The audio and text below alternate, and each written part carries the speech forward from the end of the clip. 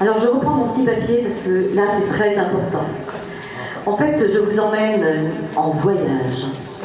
Cette chanson nous raconte les caravanes, la caravane des chameaux qui traversent le désert du Taklamakan, la route de la soie en fait.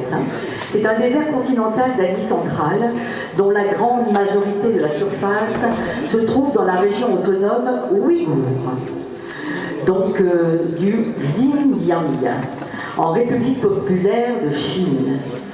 C'est de forme ovoïde.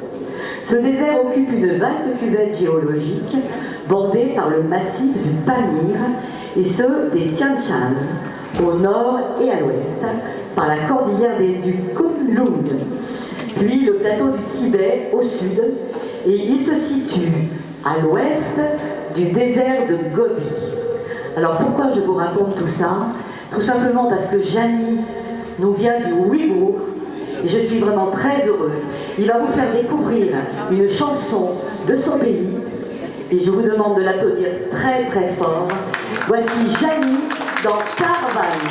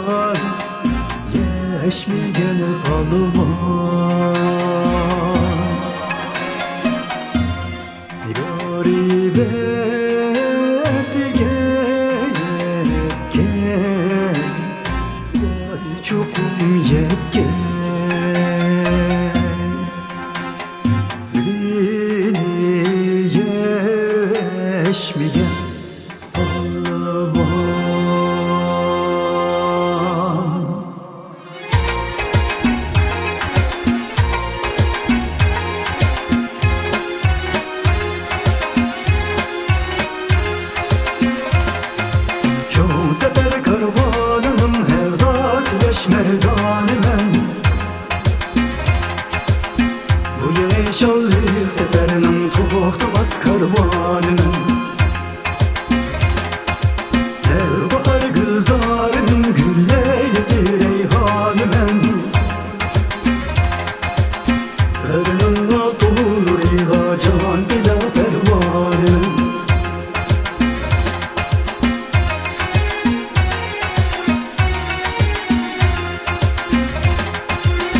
Behtiyarım geç kalktın kükse dildarımın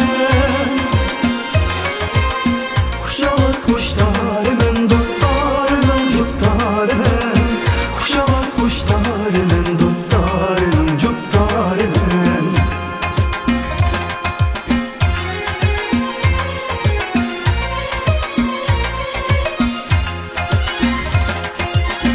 Yanı ateş saf yürek kalbidir menzilli işkidir Bu yemyeşilli seferinin to'xtamas karvanının Bu yemyeşilli seferinin to'xtamas karvanının Bu yemyeşilli seferinin Ferhat Spet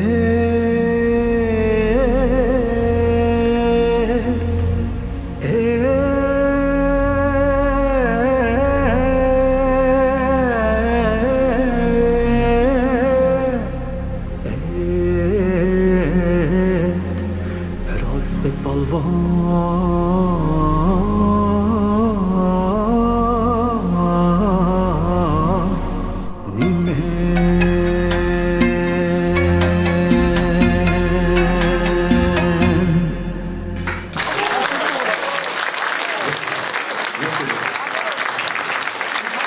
Merci de revenir. Je demande de l'applaudir très fort. Monsieur Écouvrier. Allez-y, allez-y.